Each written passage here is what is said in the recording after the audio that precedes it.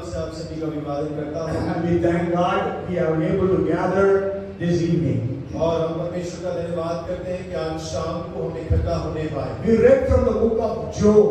और हमने अय्यूब की पुस्तक से वचन पढ़ा है। Okay, I know. Okay, let me see whether you know. What is the first written book of the Bible? और बाइबल में सबसे पहली पुस्तक जो लिखी गई उसका नाम क्या था? Yes, Job. और Job is the first written book of the Bible.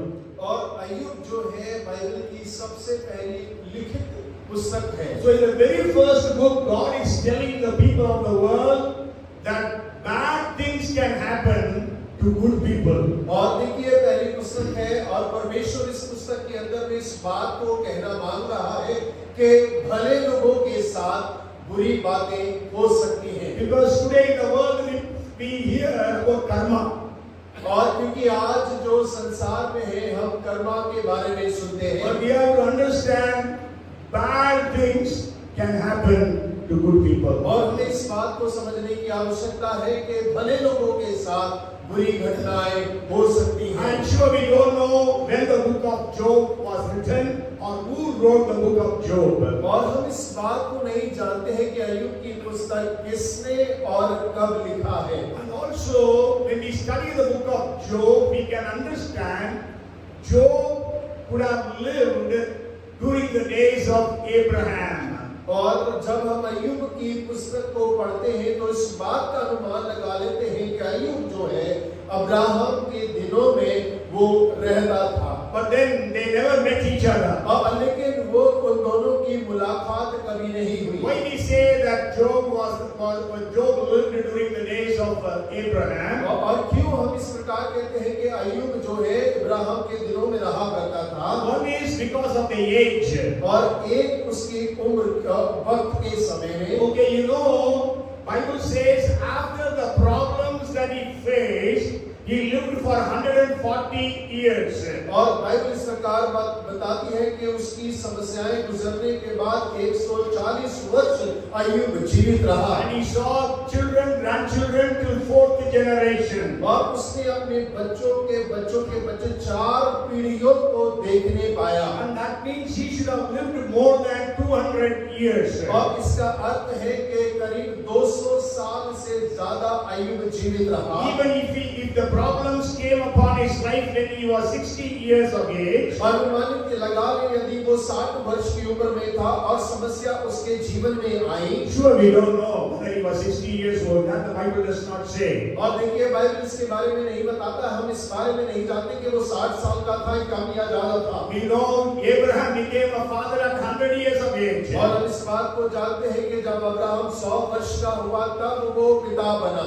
And Isaac was 60 years old when he became the father. और इसहाक 60 वर्ष का था जब वो पिता बना। But then we are saying Job could have been 60 years of age, but he already had 7 sons and 3 daughters. और हम इस बात को कह रहे हैं कि अय्यूब पे विपत्ति आने के समय वो 60 वर्ष का था, लेकिन उससे पहले उसके बेटियां और बेटे थे। And you know all the sons had their own houses. और उसके सारे बेटों के अपने अपने घर थे। Sure, they were not married. None of them were married. और हाँ, उसमें से कोई भी विवाहित नहीं था। So we feel that this time means, you know, Abraham lived 175 years. और हम जानते हैं कि उस युग के अंदर अब्राहम 175 वर्ष की आयु तक रहा। Isaac lived for 180 years. और इसहाक 180 वर्ष जीवित रहा। Jacob lived for 147 years. और याकूब 147 वर्ष जीवित रहा। And you know, Joseph lived for 110 years. और यूसुफ 110 वर्ष जीवित रहा। So we can very safely say that Job would have been a contemporary of Abraham. और हम इस बात को इस प्रकार से कह सकते हैं कि अय्यूब जो है अब्राहम के समय काल के अंदर में जीवित रहा। Other reason why we say Job would have been at the time of Abraham. और दूसरी बात है कि हम क्यों कह रहे हैं कि अय्यूब जो है अब्राहम के समय में रहता था। Job's wealth was calculated in the terms of animals or cattle that he was owning. और देखिए अय्यूब की संपत्ति का आकलन उसके मवेशियों के आकलन के द्वारा होता है। Even about Abraham also we read that. और अब्राहम के बारे में भी हम बिल्कुल वैसा ही पढ़ते हैं। And not only that,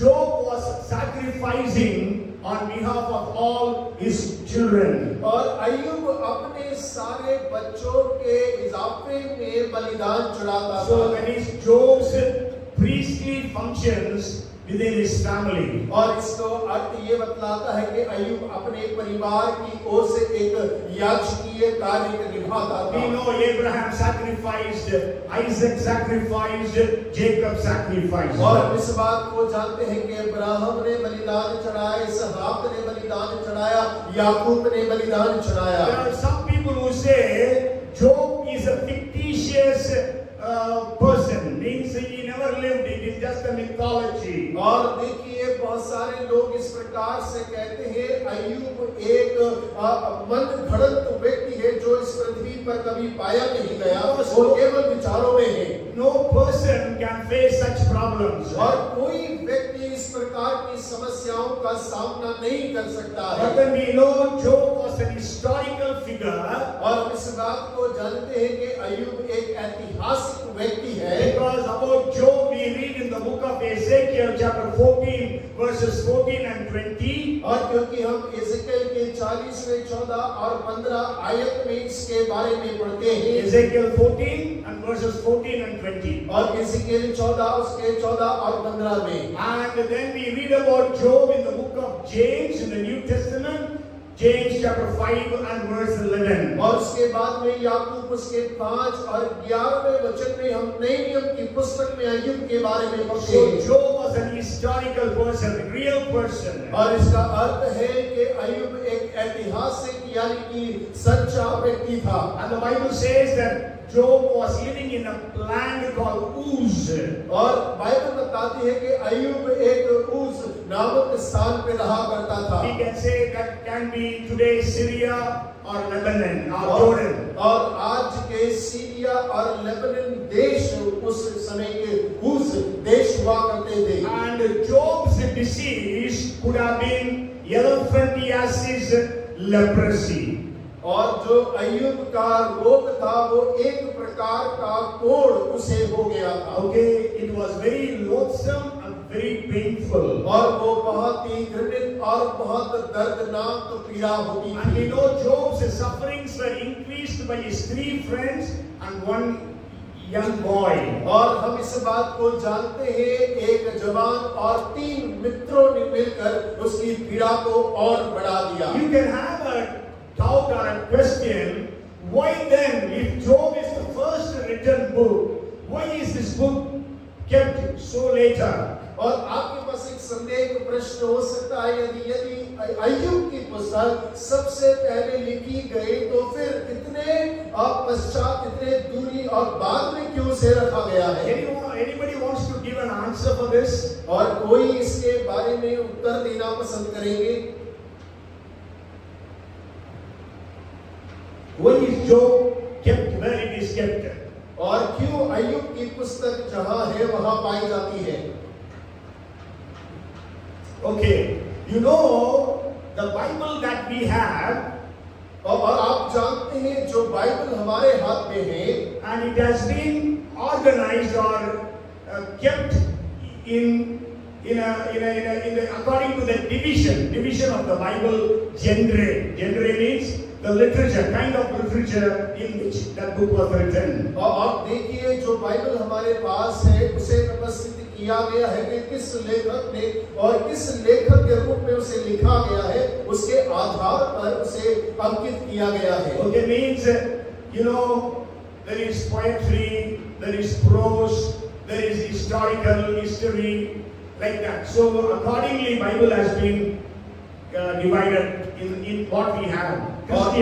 Christians what we have. और मसीही लोगों के हाथ में जो बाइबल है उसका विभाजन इस प्रकार से है कि कौन सी पुस्तक कविता की है, कौन सी इतिहास की है, कौन सी जीवनी की है, उसके आधार पर से विभाजित करके उसे रखा गया है। We know the Old Testament is divided into 5 groups. और पुराना नियम 5 झुंड में विभाजित है। The first is the 5 books of Moses. और पहला भाग है मूसा की 5 पुस्तकें। And after that there are 12 books which are called as historical books. और उसके पश्चात 12 पुस्तकें हैं जो ऐतिहासिक किताबें कहलाती हैं। After that there are 5 books which are called as poetical books. और उसके पश्चात में 5 पुस्तकें हैं जो कविता के रूप में पुस्तकें कहलाती हैं। And Job is a poetical book. That's why the book of Job is kept later. और अय्यूब की पुस्तक जो है एक कविता की पुस्तक के रूप में, इसीलिए उसे बाद में रखा गया है। Job, Psalms, Proverbs, Ecclesiastes, and Song of Solomon. These 5 books we call them as poetical books. और अय्यूब की पुस्तक, भजन संहिता, नीति वचन, शब्दोपदेश, श्रेष्ठ गीत, ये सब कविताओं की पुस्तकें और उस प्रकार से उसे रखा गया है। And after that 5 books, Isaiah, Jeremiah, Lamentations, Ezekiel, and Daniel are called as major prophets. और उसके पश्चात में जो 5 पुस्तकें हैं जो कि प्रमुख भविष्यवक्ताओं की पुस्तकें हैं, यशायाह, यिर्मयाह, विलाप, नीति, एजेकिएल और दानियल की पुस्तक। After that we have got 12 books which are called as minor prophets. और उसके बाद में 12 पुस्तकें हैं जो छोटे भविष्यवक्ताओं के रूप की पुस्तकें हैं। So you should not think major prophets means they were very special and minor prophets they were less significant. No. और आपको ये समझने की आवश्यकता नहीं है कि प्रमुख जो अभी भविष्यवक्ता है वो बड़े हैं और जो छोटे हैं उनको छोटा समझा गया है। They are called as major and minor prophets because of the writings they have written. और देखिए जो पुस्तकें उन्होंने लिखी है उनके कारण उन्हें मेजर और माइनर भविष्यवक्ता के रूप में लिखा गया है। Isaiah wrote 66 chapters. और यशायाह ने 66 किताबों को लिखा है। 66 अध्याय। और 66 अध्यायों को लिखा है। Jeremiah wrote 52 chapters. और यिर्मयाह ने 52 अध्याय लिखे हैं। Ezekiel wrote 48 chapters. और एजेकिएल ने 38 अध्याय लिखे हैं। Obadiah wrote just 1 chapter. और ओबदिय्याह ने केवल 1 अध्याय लिखा है। Haggai wrote only 2 chapters. और हग्गाई ने 22 अध्यायों को लिखा है। Joel wrote 3 chapters. और जोएल ने केवल 3 लिखा है। Just because of the size of their books, they are called as major and minor. और देखिए उनकी पुस्तक के आकार के कारण उन्हें मेजर और माइनर कह के पुकारा गया है। The 5 prophetical books, you know, every book has got a message. और आप जानते हैं हर एक पुस्तक का एक संदेश है। But then I just want to share the message of the 5 poetical books. और मैं केवल वो 5 जो कविता पुस्तक है उसके संदेश को आपसे बांटना चाहता हूँ। Job is speaking about sorrow. और अय्यूब जो है दुख के बारे में बात करता है। You know, if I ask here, is there anyone who has never gone through sorrow? और कि मैं आपसे ये पूछता हूँ, यहाँ पर कोई ऐसा है जो कभी दुख से होकर नहीं गुजरा है? You can raise your hand.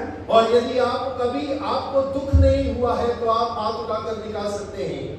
Every person born on the face of the earth goes through problems. और पृथ्वी के ऊपर में हर एक इंसान दुख से होकर गुजरता है। Psalms reveals the meaning or the message that we have to rejoice and praise God all the times. और भजन इस बात को दर्शाता है, आनंद को दर्शाता है कि हर समय हर बात में हमें आनंदित होना है, परमेश्वर की स्तुति करना है। Proverbs message is wisdom. और नीति वचन का संदेश बुद्धिमानी है। And the message of Ecclesiastes is philosophy. और देखिए सपोपदेशक का संदेश जो है वो और फलसफा है। And then the message of Song of Solomon is romance or love. और श्रेष्ठ गीत का संदेश प्रेम और मोहब्बत है। Okay, so that is the first introduction I wanted to give you. और देखिए ये पहला परिचय है जो मैं आपको देना मांगता And था। the second thing, when you are studying the book of Job, you have to understand there are speeches of at least 5 people in big way and God, And two people have got just a couple of things to say. अब देखिए, मैं कहना चाहता हूँ, अय्यूब की पुस्तक को पढ़ते हैं तो वहाँ देखते हैं कि वहाँ परमेश्वर है, 5 और प्रचारक उसके बीच में, और 2 और जन है जो वहाँ बात कर रहे हैं। Job actually speaks about 20 of the chapters. और अय्यूब जो है उसके 20 अध्यायों में बोलता है। One of his friends by name Bildad, he spoke 3 chapters. और उसका एक मित्र जो 3 अध्यायों में बोल रहा है। And Eliphaz speaks 4 chapters. और एलीफाज जो है वो 4 अध्याय बोलता है। Zophar, another friend, speaks 2 chapters. और जो उसका एक और मित्र है जिसका नाम योफार है, जो कि 5 अध्यायों में बात करता है। There was a young man who interrupted and he spoke 6 chapters. और देखिए, वहाँ एक जवान है जो बीच में रोक कर बातें करने लगता है। उसने करीब 6 अध्याय उसने लिखे हैं। Then at the end God spoke 4 chapters. और अंत में परमेश्वर 4 अध्यायों में बात कर रहा है। And Satan speaks some verses. और वहाँ पर बीच में शैतान कुछ वचनों को बोल रहा है। Can you anybody guess there is one more person who spoke, and who is that? और क्या कोई इस बात को कह सकता है कि वहाँ पर एक और व्यक्ति है जिसने बातें की, वो कौन था? Yes, Job's wife. और अय्यूब की पत्नी। She spoke only 1 verse. और उसने केवल एक वचन बोला है। Okay, so when you study, you can understand all his friends were all the time accusing Job that he had sinned. और देखिए, जब हम अध्ययन करते हैं तो इस बात को जान सकते हैं कि उसके सारे मित्र हर समय उस पर दोष लगाते रहे कि तूने कुछ पाप किया है। And one more, the third point I want to share with you is this book is full of questions. और देखिए, चौथा बिंदु, ये पुस्तक जो है वो प्रश्नों से भरी हुई है। There are 330 questions in this book. और इस पूरी पुस्तक के अंदर में 330 प्रश्न हैं। Job questions Job has 136 questions. और अय्यूब ने 136 प्रश्न पूछे। And God also questioned Job 86 questions. और परमेश्वर ने भी अय्यूब से करीब 86 प्रश्न किए। And then others have also questioned. But then the next point I want to share with you is there is a difference in the introduction that we give and God gives. और देखिए, अगली बात जो मैं बांटना चाहता हूँ वो ये है कि जो परिचय हम देते हैं और जो परिचय परमेश्वर देता है, उन दोनों में भिन्नता होती है। When we give introduction, what we give? और जब हम परिचय देते हैं तो हम कैसा परिचय देते हैं? We say our name. और हम अपने नाम को बतलाते हैं। We say our designation, our educational qualification, and so many other things. और हम अपने पद को बताते हैं, अपनी शैक्षणिक योग्यता को बताते हैं, उसके साथ और भी बहुत सारी चीजों को जोड़कर हम बताते हैं। But when God introduced Job, लेकिन जब परमेश्वर ने अय्यूब का परिचय दिया, what did he say? परमेश्वर ने क्या कहा? Job chapter 1 and verse 8.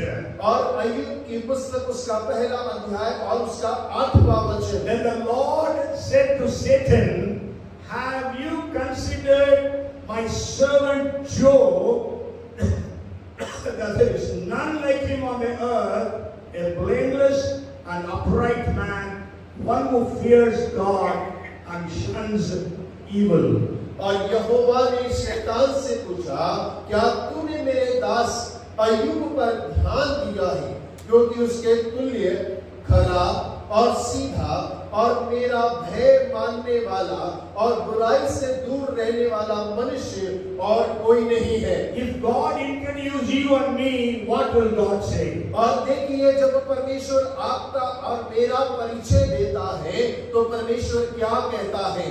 God is telling about Job that he is blameless. और देखिए, परमेश्वर अय्यूब के बारे में कह रहा है कि वो खराब व्यक्ति है। Can God say that about us? और क्या परमेश्वर हमारे बारे में इस बात को कह सकता है? He is an upright man. और वो तो एकदम सीधा खरा व्यक्ति है। One who fears God and shuns evil. और जो परमेश्वर का भय मानता और बुराई से दूर रहने वाला है। And you know about Job it is said. और अय्यूब के बारे में इस प्रकार से कहा गया। If you read the 3rd verse of the first chapter, और जब आप पहले अध्याय के तीसरे वचन को पढ़ते हैं, after telling about his properties, cattle, the last part says, so that this man was the greatest of all the people of the east. और देखिए उसके सारे मवेशियों की गिनतियों को कहने के बाद तीसरे वचन के अंतिम पंक्ति में इस प्रकार लिखा, वरन उसके पास इतनी संपत्ति थी कि पूर्वी देश के लोगों में वह सबसे बड़ा था। He was the richest man in the east. और देखिए पूर्वी देश में वो सबसे धनी व्यक्ति था। But when God was introducing Job, he says there is no man who is like unto him, who is blameless and holy and pure. लेकिन जब परमेश्वर अय्यूब का परिचय देता है तो परमेश्वर यूं कहता है कि अय्यूब के समान कोई खरा और सीधा और बुराई से दूर रहने वाला कोई भी मनुष्य नहीं है। So go home and read Job chapter 1 and verse 8. और घर जाकर पहला अध्याय उसका 8वां वचन पढ़िएगा and compare yourself with that verse. और अपने आप की तुलना आप इस वचन से करिएगा। Can God say that about you and me? और क्या परमेश्वर आपके और मेरे बारे में इस बात को कह सकता है? If God needs to tell about you and me this statement, what are the changes that I need to bring in my life? और देखिए जब परमेश्वर मेरा और आपका परिचय देता है तो इस वाक्य के अंदर वो कौन-कौन सी बातें हैं जिन्हें बदलाव लाने की आवश्यकता होगी। Yes, now the message of today is, और आज का जो संदेश जो है, how to be blessed double fold.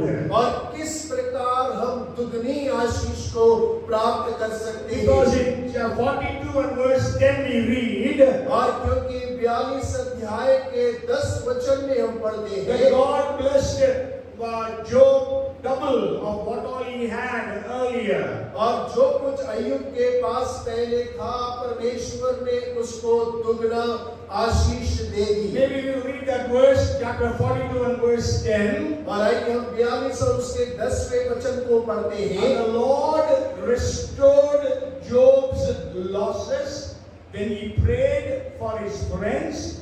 Indeed, the Lord gave Job twice as much as he had before.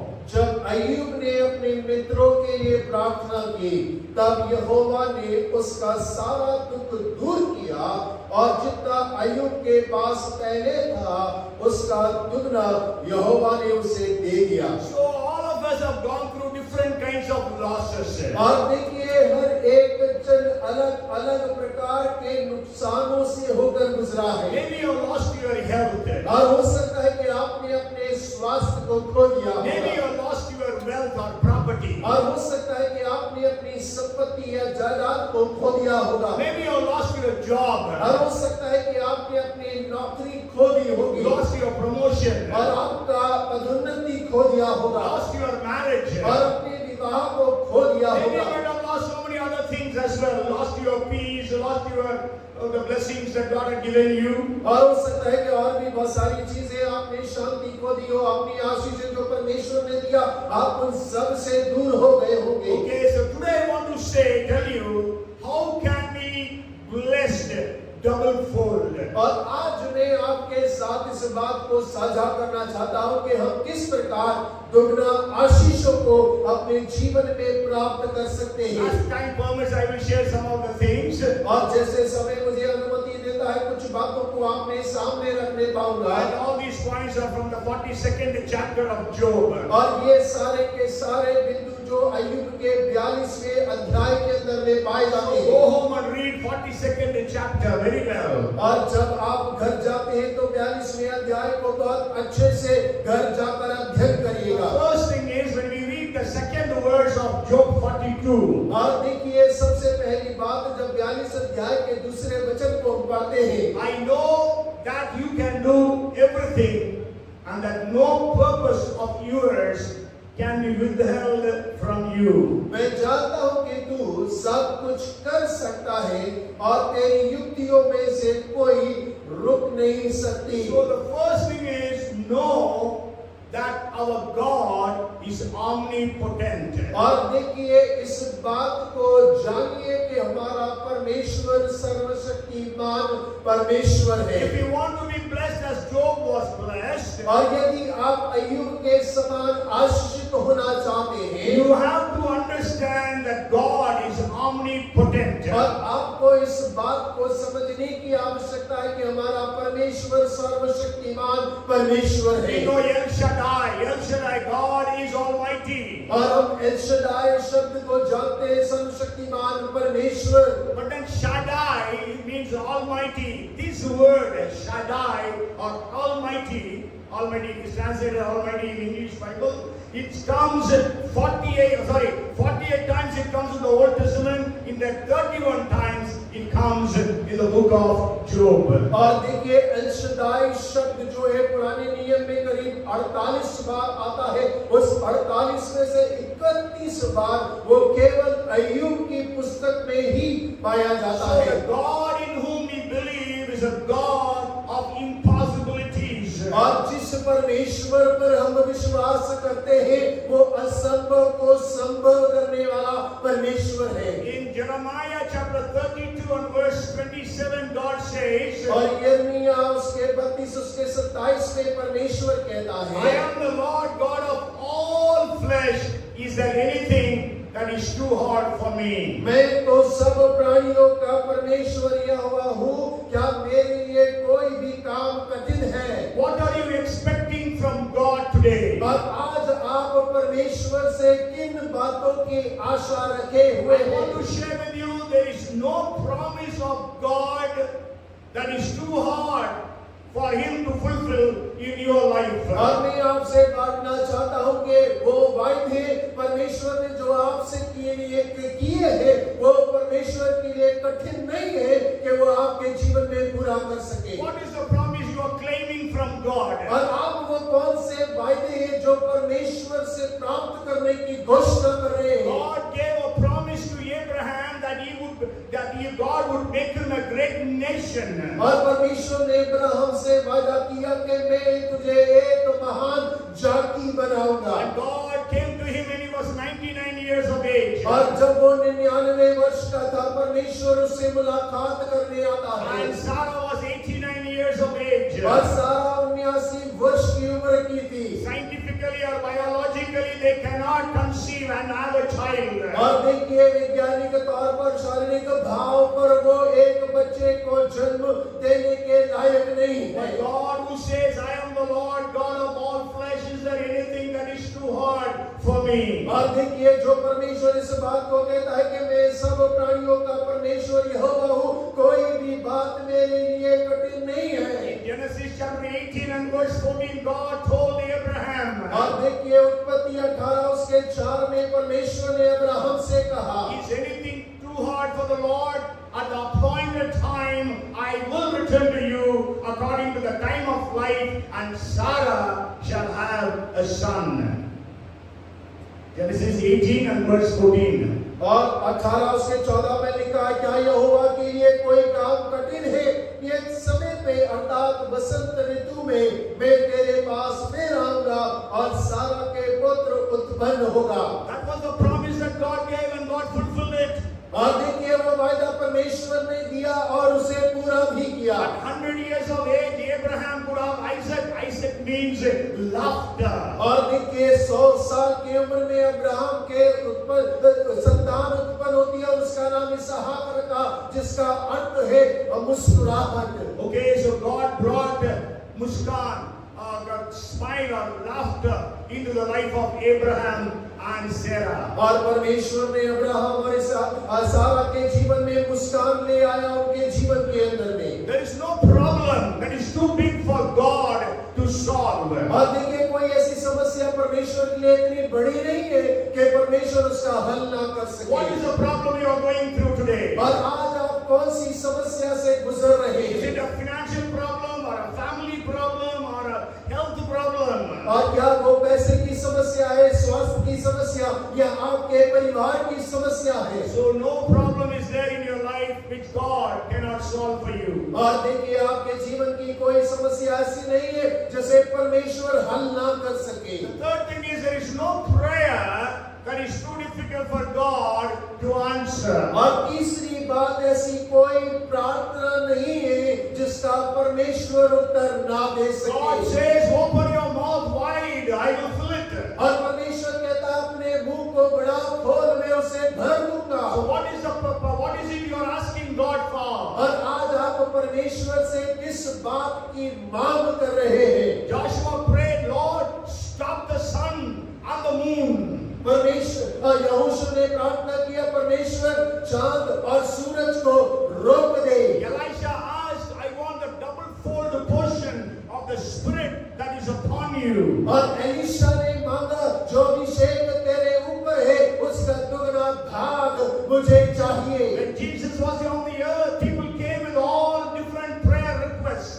और देखिए, जब यीशु मसीह पृथ्वी पर चलते फिरते, लोग कई अलग-अलग निवेदन प्रार्थना के साथ उसके पास में आए। Born blind came and they were healed. और देखिए, जन्म से अंधा उसके पास में आया और वो चंगा हो गया। Lepers got healed. और कोढ़ी आता है और चंगाई पाता है। Jairus' daughter was raised to life. और जायर की बेटी जो मर गई उसे जिंदा कर दिया। Lazarus was dead for 4 days. He was raised to life. और लाजरस जो 4 दिन का मुर्दा था उसे दोबारा से जिंदा कर दिया। And there is no person who is too stiff-necked that God cannot change. और देखिए, कोई ऐसा कठोर मन का व्यक्ति नहीं है जिसे परमेश्वर बदल ना सके। For whose salvation are you praying? और किसके उद्धार के लिए आप प्रार्थना कर रहे हैं? God can change that person. और परमेश्वर उसके हृदय परिवर्तन कर सकता है। Maybe he is one of your family members. और हो सकता है कि वो आपके परिवार का सदस्य होगा। Maybe you are praying very hard prayer about terrorists getting saved. Terrorists. और हो सकता है कि आप बहुत प्रार्थना कर रहे हो कि आतंकवादी उद्धार पा जाए। Maybe you are praying for the prime minister or the ministers to get saved. और हो सकता है कि आप प्रार्थना कर रहे हो कि हमारे प्रधानमंत्री या हमारे जो मंत्रीगण हैं वो उद्धार का अनुभव करें। And the fifth thing is there is no place which is too rebellious to receive Christ. और देखिए, पांचवा बिंदु, ऐसा कोई स्थान नहीं ना बदलाव करने वाला जो मसीह को ग्रहण ना करे। God can move in all those places so that people will turn their hearts before God. और देखिए, जब परमेश्वर इन सारे स्थानों पे बदलाता है, वो सारे लोग अपने हृदय को परमेश्वर की ओर मोड़ लेते हैं। So Job understood that God can do everything. और अय्यूब इस बात को समझ गया कि परमेश्वर कुछ भी कर सकता है। And we have to understand when Job declared it, how was he? और हमें इस बात को समझने की आवश्यकता है कि जब अय्यूब इस बात की घोषणा कर रहा है, वो किस स्थिति में है? How was he? और वो कैसा था? What was his condition? और उसकी परिस्थिति कैसी थी? He had lost everything. और उसने अपना सब कुछ गंवा दिया था। And he had leprosy. और उसके देह पर कोढ़ लगा था। And he was accused by his friends. और उसके दोस्तों के द्वारा उस पर दोष लगाया जा रहा था। He had lost everything. He lost his hope, lost his future, lost his family, everything he lost. और इसका अर्थ है कि उसने अपनी आशा को खो दिया, अपने भविष्य को खो दिया, अपने परिवार को खो दिया, जो कुछ था सब खो चुका था। And that time he says, God, you can do all things. और उस समय में वो कहता है, परमेश्वर आप सब कुछ कर सकते हैं। Means God, we know that Job did not understand that it was Satan who did all those problems to Job. और देखिए, अय्यूब इस बात को नहीं समझ पाया कि ये सारी समस्याओं का कारण जो उसके जीवन में आई थी, वो सब शैतान था। Sure, God allowed Satan to do those things. और हाँ, जरूर परमेश्वर ने शैतान को उसके जीवन पर हाथ डालने की अनुमति दिया। So that's why he says, God has given, God has taken. Blessed be the name of the Lord. और इसीलिए वो कहता है, परमेश्वर ने दिया, परमेश्वर ने लिया, परमेश्वर का नाम धन्य माना And जाए। even he says, his wife, when the wife said, curse God and die. और देखिए, उसकी पत्नी उससे कहती है, परमेश्वर को श्राप दोष और मर जा। And he says, until now we have been receiving receive good things from God, shall we not receive evil from God? और वो अपनी पत्नी को उत्तर देता है, अब तक हम परमेश्वर से भला ही भला प्राप्त कर रहे थे, तो क्यों ना हम उससे बुराई भी प्राप्त करें। So Job knew God, you are able, and that's why I lost everything. और देखिए अय्यूब इस बात को जानता था, परमेश्वर आप योग्य हैं और इसीलिए मैंने सब खो दिया। So he could understand that God can do all things. और वो इस बात को समझ पाया कि परमेश्वर सब कुछ कर सकता है। No purpose of God can be nullified or thwarted or can be undone. और देखिए परमेश्वर का कोई भी उद्देश्य बिना पूरे हुए ऐसे ही बर्बाद नहीं होगा। Whatever God has plans for your life, it will be fulfilled. और परमेश्वर ने जो भी आपके जीवन से योजनाएं बनाई है वो जरूर पूरी होगी। And the second thing I want to share with you is, और दूसरी बात जो मैं आपके साथ साझा करना चाहता हूँ, Job chapter 42 and verse 5. और 42 अध्याय उसका 5 वचन, I have heard of you by the hearing of the ear, but now my eyes sees you. मैंने कानों से तेरा समाचार सुना था, परंतु अब मेरी आंखें तुझे देखती हैं। Vision of God.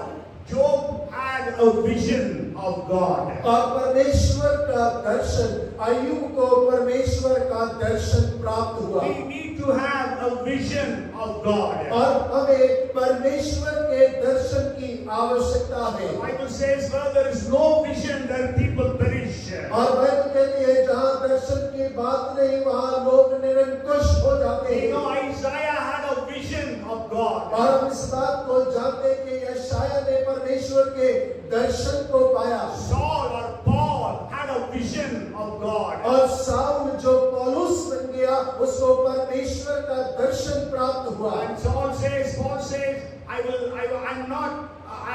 I'm not disobedient to that heavenly vision. और देखिए पौलुस इस प्रकार से कहता है, मैं उस स्वर्गीय दर्शन के प्रति अनाज्ञाकारी नहीं हुआ। We need to have a vision of God. और हमको परमेश्वर के दर्शन की आवश्यकता है। So many people have the vision of Jesus and accept Him as their Lord and Savior. और बहुत सारे लोगों ने यीशु मसीह के दर्शन को प्राप्त किया और उसे उद्धारकर्ता के रूप में ग्रहण किया है। And we know that God has revealed Himself through His creation. और परमेश्वर जानते हैं कि अपनी सृष्टि के द्वारा अपने आप को प्रकट करता है। And God reveals Himself through His Word. और परमेश्वर अपने वचन के द्वारा अपने आप को प्रकट करता है। God has revealed Himself through His Son Jesus Christ. और परमेश्वर अपने बेटे प्रभु यीशु के द्वारा अपने आप को प्रकट करता है। Desire, when you are in problems, desire to have a vision of God. और जब आप समस्या में हैं तब आप परमेश्वर के दर्शन की लालसा रखें। During the time of worship, we sang that beautiful song, हालात बदल जाते हैं यीशु तेरे आने से। When Jesus comes, the situations will change. और आराधना के वक्त में हम बड़ा सुंदर गा रहे थे, जब यीशु आते हैं तो हमारे हालात बदल जाते हैं। And the third thing that we read about Job is, और तीसरी बात जो अय्यूब के बारे में हम पढ़ते हैं, Job 42 and verse 6. और अय्यूब 42 उसका 6वां वचन, Therefore I hover myself and repent in dust and ashes. इसीलिए मुझे अपने ऊपर घृणा आती है, मैं धूल और राख में पश्चाताप करता हूँ। See, whenever a person has a vision of God, और जब कभी भी कोई व्यक्ति परमेश्वर के दर्शन को प्राप्त करता है, the first reaction would be repentance. और उसका पहला प्रतिक्रिया पश्चाताप होगा। We know about Job. God Himself said He is blameless, He is holy, He is upright. और देखिए अय्यूब के बारे में हम जानते हैं कि परमेश्वर स्वयं कह रहा है कि वो खरा है, निष्पाप है, वो एक सीधा मनुष्य है। Okay, and not only that, we read that already Job was sitting in the ashes. और हम इतना ही नहीं इस बात को पढ़ते हैं कि अय्यूब पहले से ही राख में बैठा है. Okay, you know, when he became sick, Bible says that if you read Job chapter 2 and verse 8, और जब अय्यूब दूसरा अध्याय उसका 8 वचन आप पढ़ेंगे, and he took for himself a potsherd with which he to scrap himself while he sat in the midst of the ashes. तब अय्यूब कुचलाने के लिए एक ठीकरा लेकर राख पर बैठ गया. Okay, I remember I prayed for one man. और मुझे याद आता है मैंने एक व्यक्ति के लिए प्रार्थना किया. Actually, he had a problem with this contractor. और उसको अपने ठेकेदार के साथ में समस्या थी. So that the contractor made witchcraft against this man. और उसके ठेकेदार ने उसके विरुद्ध एक जादू टोना कर दिया. And you know, this man was having, his skin became like the crocodile's skin. और उसकी जो त्वचा है वो एक मगरमच्छ के त्वचा के समान हो गई. Have you seen a crocodile? और क्या आपने मगरमच्छ His देखा है? face was like that. और उसका चेहरा वैसा हो रहा His है. hands were like that. और उसके हाथ वैसे हो रहे थे. Maybe I don't know, Dolly knows, yeah, Gracie knows, and nobody else they don't know that person. Okay, and you know, we went and prayed for him. और हम वहां पर जाकर हमने उसके लिए प्रार्थना किया. His wife will not go to him, his sons will not go to him. He was like that condition. और देखिए वो ऐसी परिस्थिति में था कि उसकी पत्नी उसके पास न जाती थी, ना ही उसके बच्चे उसके पास जाते थे. But God performed a miracle. और लेकिन परमेश्वर ने चमत्कार किया. Even we didn't have that faith. और हमारे पास इतना विश्वास नहीं था.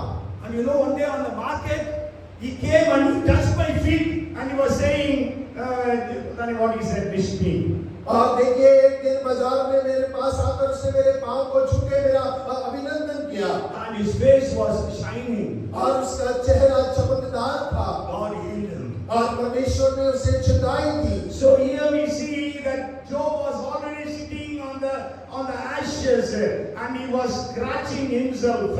और देखिए हम यहाँ देखते हैं कि अय्यूब पहले से ही राख में बैठकर एक ठीकरे से अपने आप को खुजा रहा है. But then now when he saw God, लेकिन अब यहाँ पे जब वो परमेश्वर के दर्शन को पाता है, he repented. और वो पश्चाताप कर रहा है. And he was sitting in dust and ashes. और वो धूल और राख में बैठा है. When Isaiah had the vision of God, और जब यशायाह ने परमेश्वर के दर्शन को पाया, what did he say? और उसने क्या कहा? Hallelujah, praise the Lord, glory, because he was also hearing the worship of the angels. और देखिए वो स्वर्गदूतों की आराधना को सुन रहा था, इसीलिए वो कहता है हालेलुया, परमेश्वर की महिमा हो. He was hearing, oh, holy, holy, holy is the Lord God of hosts. और वो सुन रहा था पवित्र पवित्र पवित्र सेनाओं का यहोवा पवित्र है. We know Isaiah was a prophet. और हम जानते हैं यशायाह भविष्यवक्ता है. But when he saw God, लेकिन जब वो परमेश्वर का दर्शन पाता what है, did he say? और उसने क्या कहा? Oh, unto me I am a man of unclean lips. और वो कहता है हाय मुझ पर, क्योंकि मैं तो अशुद्ध होठ वाला मनुष्य हूँ. So that will be your reaction when you see God. और जब आप परमेश्वर के दर्शन को पाते हैं, तब आपकी प्रतिक्रिया इसी प्रकार की होती है. So we need to have a vision of God. और हमें परमेश्वर के दर्शन की आवश्यकता है. And that will help us to repent. और वो हमारी सहायता करेगा कि हम पश्चाताप करें. So we need to repent today of all our shortcomings. और आज हमारे को हमारी सारी कमियों से पश्चाताप करने की आवश्यकता है. Bible again and again says Job did not sin. और बाइबल बार-बार इस बात को दोहराती है कि अय्यूब ने पाप नहीं किया. Job chapter 1 verse 22 says, और अय्यूब 1 अध्याय उसका 22 वचन कहता है, in all this Job did not sin nor charge God with wrong. और इन सब बातों में अय्यूब ने ना तो पाप किया और ना परमेश्वर परमेश्वर पर मूर्खता से दोष लगाया। Job chapter 2 and verse 10 says the last part. और दूसरा अध्याय उसके 10 का आखिरी भाग कहता है, In all this Job did not sin with his lips. इन सब बातों में भी अय्यूब ने अपने मुंह से कोई पाप नहीं किया। Even in the 42nd chapter 7th verse, the latter part, God himself says, और देखिए 42वें अध्याय के 7वें वचन के अंतिम भाग में परमेश्वर स्वयं कहते हैं, God is telling actually Job's friends, for you have not spoken of me what is right as my servant Job has. और देखिए वो उसके मित्रों से कह रहा है, क्योंकि जैसी ठीक बातें मेरे दास अय्यूब ने मेरे विषय कही है, वैसा तुम लोगों ने नहीं कही। That's what the Bible says, if my people who are called by my name humble themselves, pray, seek my face and turn from their wicked ways. और देखिए परमेश्वर का वचन कहता है, मेरे लोग जो मेरे नाम के द्वारा बुलाए गए हैं, यदि वो अपने बुरे मार्ग से फिर जाए और मेरे नाम को खोजे और मुझसे प्रार्थना करें। And also we know Joshua chapter 3 and verse 5 says, और यहोशू 3 उसका 5 कहता है, Joshua said to the people of Israel, sanctify yourselves, for tomorrow the Lord will do wonders among you. और फिर यहोशू ने प्रजा के लोगों से कहा, तुम अपने आप को पवित्र करो, क्योंकि कल के दिन परमेश्वर तुम्हारे मध्य में आश्चर्य कर्म करेगा। The fourth thing that we read about Job, और चौथी बात जो अय्यूब के बारे में हम पढ़ते हैं, chapter 42 verses 9 and the beginning of 10th verse. और 42 अध्याय उसका 9 वचन और 10वें वचन का पहला भाग। So Eliphaz the Temanite, the Bildad the Shuhite, and Zophar the Naamathite went and did as the Lord commanded them, for the Lord had accepted Job, and the Lord restored Job's losses when he prayed for his friends. और यह सुनो, तेमानी, एल्बाल, सुही, बिल्दाद और रमाती शोभार ने जाकर यहोवा की आज्ञा के अनुसार किया। और यहोवा ने अय्यूब की प्रार्थना ग्रहण की। जब यहोवा ने अय्यूब ने अपने मित्रों के लिए प्रार्थना की, तब यहोवा ने उसका सारा दुख दूर किया।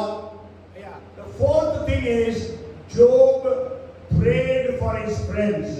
और चौथी बात, अय्यूब अपने मित्रों के लिए प्रार्थना करता है। We have to understand what kind of friends were they. और हमें इस बात को समझने की आवश्यकता है कि किस प्रकार के मित्र वो थे। They were very good friends. They were very good friends. और वो लोग अच्छे मित्र हुआ करते थे। That's why when they heard Job was in problem, they all planned and came to visit him. और यही कारण है कि जब उन लोगों ने सुना कि अय्यूब समस्या में पड़ा है, इसीलिए उन्होंने योजना बनाकर उससे मुलाकात करने आते हैं। Okay, you can read it in the second chapter after going home. और घर जाकर दूसरे अध्याय के अंदर आप पढ़िएगा।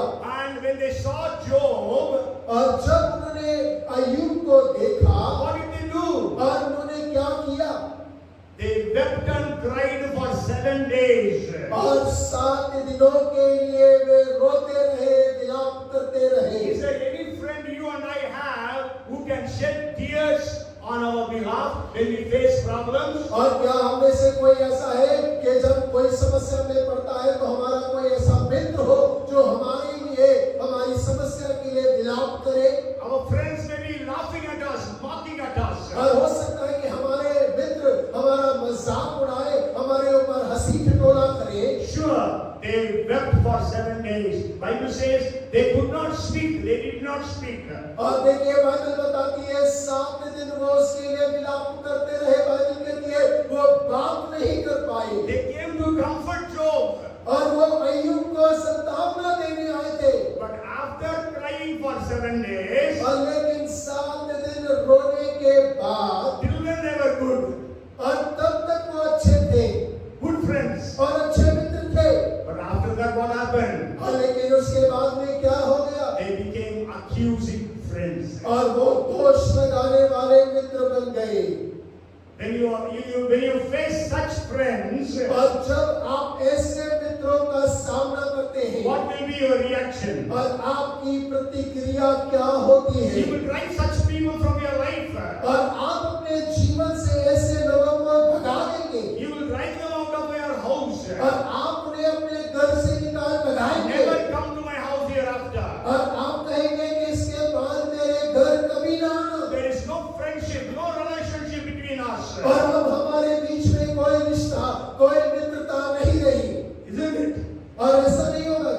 But Job heard all their accusation for so many chapters.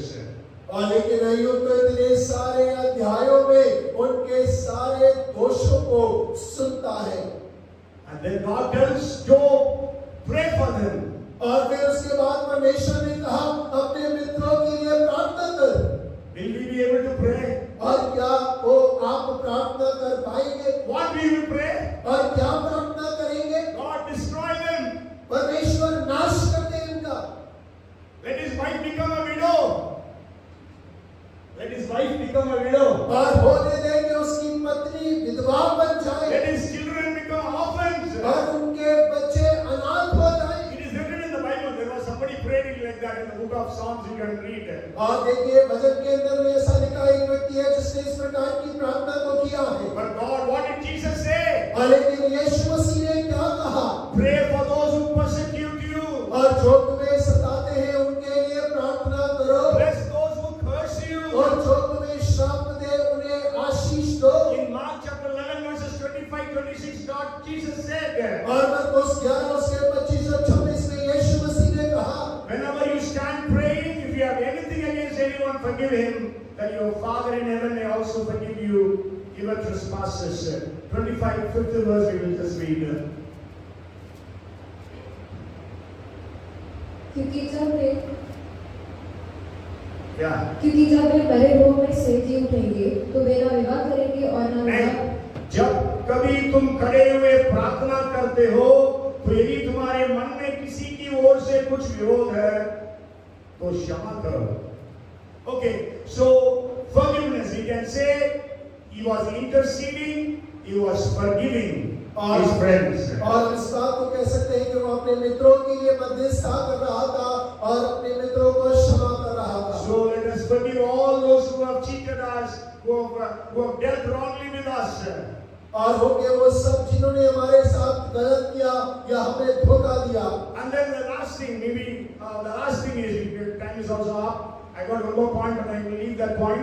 And that is, the fifth thing is, first, he understood that God is Almighty. और देखिए पहली बात को इस बात को समझ गया कि परमेश्वर सर्वशक्तिमान है. Second thing is, he had a vision of God. और दूसरा परमेश्वर से दर्शन पाया. Third, he repented of his sins. और तीसरा उसने अपने पाप से पश्चाताप किया. Fourth, he prayed for his accusing friends. और चौथा अपने दोष लगाने वाले मित्रों के लिए प्रार्थना करता है. Forgiveness is also included in that. और उसके अंदर क्षमा भी जोड़ देते हैं. And the fifth thing is, और पांचवी बात, he received a double-fold blessing. और वो परमेश्वर से दुगना आशीष को पाता है. 10th verse it says, the second part, indeed the Lord gave Job twice as much as he had before. और 10वें वचन का दूसरा भाग कहता है जितना अय्यूब के पास पहला था उसका दुगना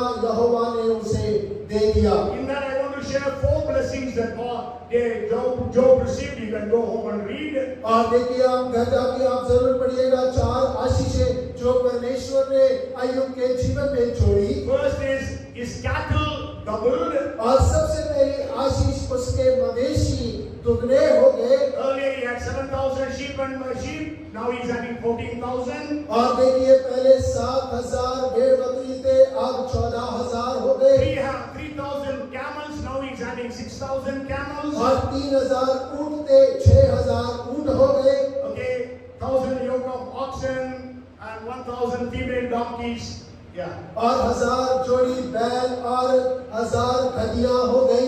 You go home and calculate how much was his property. और आप घर जाकर जरूर आंकिए उसकी संपत्ति के बारे में. I just made a calculation. It comes to 287 crores. और मैंने उसका आकलन लगाया 287 करोड़ संपत्ति उसका था. Okay, and then the second blessing. और दूसरी आशीष, first is cattle. और पहला मवेशी. And the second is abundance. और दूसरा बहुतायत. If you read 42nd chapter and verse 11. और यदि आप 42 का 11वां वचन पढ़ेंगे. Then all his brothers, all his sisters, and all those who had been his acquaintances before came to him and ate food with him in his house, and they consoled him and comforted him for all the that the Lord had brought upon him, each one gave him a piece of silver and each a ring of gold. तब उसके सब भाई और सब बहनें और जितने पहले उसको जानते पहचानते थे उन सबों ने आकर उसके यहाँ उसके संग भोजन किया और जितनी विपत्ति यहोवा ने उस पर डाली थी उस सब के विषय उन्होंने विलाप किया और उसे शांति दी और उसे एक एक सिक्का और सोने की एक एक बाली दी. Yes, see his brothers, sisters and all his acquaintances.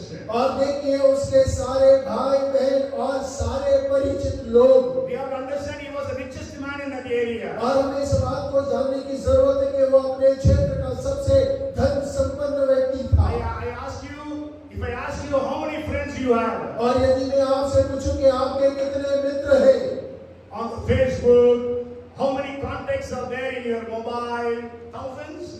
और मैं आपसे कहूं कि फेसबुक में कितने मित्र हैं, मोबाइल में कितने परिचित लोगों का नंबर है. Okay, Bible scholars say he had at least 5,000 acquaintances. और देखिए बाइबल विद्वान कहते हैं कि 5,000 परिचित लोग थे. So every one of them gave him a silver coin और हर एक ने उसे एक चांदी का सिक्का दिया and also a gold ring. और एक सोने की बाली दी. Okay, if it is only silver coin, it would have been 60 to 70 kilograms of silver.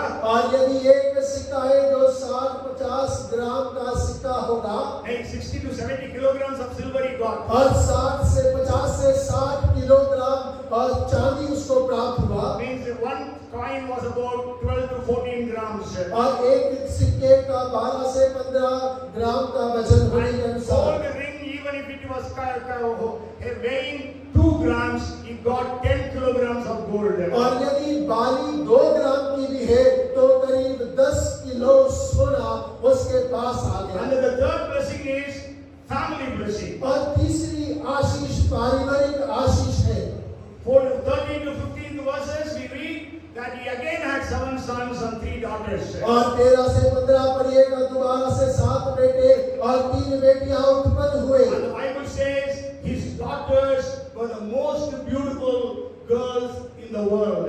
और बाइबल बताती है कि उसकी बेटियां संसार की सबसे सुंदर बेटियां थी. If there would have been Miss Universe, they would have been first, second, third. और यदि मिस यूनिवर्स प्रतियोगिता होता तो पहला, दूसरा, तीसरा स्थान उन्हीं का Not होता. only that, they were named as Jemima, Kezia, and Karen Apuk. The 15th verse. और उसके 13th verse. और उसकी बेटियां 14th verse. यमीमा और केसिया और केफिर Karen Apuk. कैरिन हफूक था. Your daughter's name is Karen, no? From here. Yes.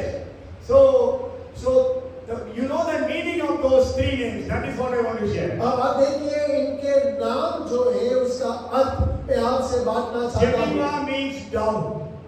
Jemima means dove. Jemimah का मतलब होता है कबूतर. That means peace. और उसका अर्थ होता है शांति. So God gave him peace. और परमेश्वर ने उसे शांति दिया. Kezia means fragrance. और केसिया का मतलब होता है इत्र, सुगंध.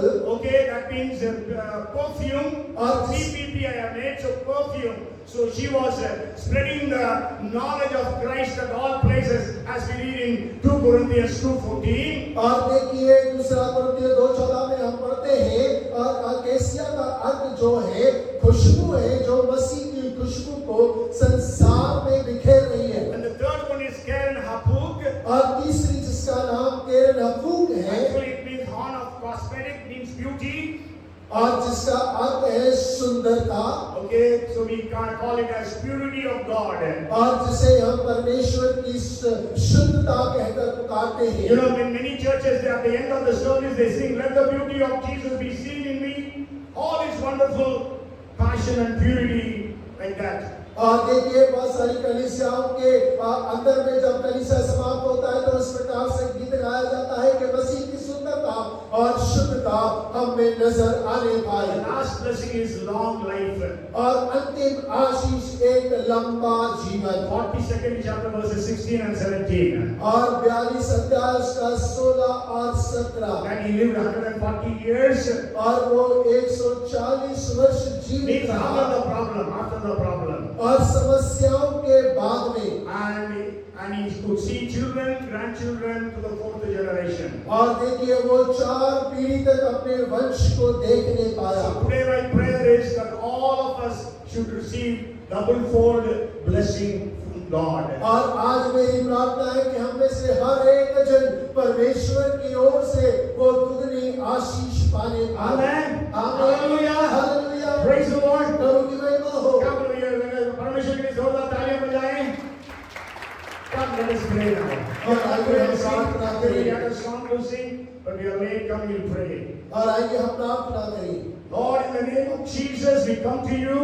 और प्रभु यीशु मसीह के नाम से हम आपके सामने आते हैं। God, you blessed Job, bless us all. परमेश्वर जैसे आपने अय्यूब को आशीष दिया, हम सबको भी आशीष दें। And we also declare that you are almighty. और हम भी घोषणा करते हैं कि आप सर्वशक्तिमान हैं। So do glorious and great and mighty things for every one of us who is here. और परमेश्वर हम में से हर एक जन जो यहाँ मौजूद है, उनके लिए आप महिमा से भरे और अद्भुत काम को करें। Give every one of us a vision of yourself. परमेश्वर हम में से हर एक के पास आपका दर्शन होने पाए। Let us all repent from every kind of sin that is in our life. और होने दे परमेश्वर हमारे जीवन के अंदर में जो पाप है, हम सब उससे मन फिराने पाए। Help us to pray and bless everyone who curses us. परमेश्वर सहायता करिए कि हम प्रार्थना करें उन सब के लिए जो हमें सताते और श्राप देते हैं। Bless everyone double-fold. और हमें से हर एक को दुगना आशीष दे। In wealth, और धन संपत्ति में, in purity, और शुद्धता में, in spreading the knowledge of Christ at all places, और हर जगह में मसीह के ज्ञान को फैलाने में, in becoming a peacemaker, और शांति ले आने वाले। and also, Lord, let us all have long life, healthy life. और परमेश्वर उन सबके साथ हम सबके पास में स्वास्थ्य से भरा एक लंबी आयु होने पाए। In Jesus' name we pray. और यीशु के नाम से प्रार्थना मांगते And हैं। everyone said, और सब मिलकर Amen. कहें, आमीन। Amen. The Lord bless you and keep you. The Lord make His face shine upon you and be gracious unto you. The Lord turn His face toward you. The grace of our Lord Jesus Christ, the love of our Heavenly Father, and the fellowship and anointing of the Lord be upon us all, now and forevermore. Amen. Praise the Lord.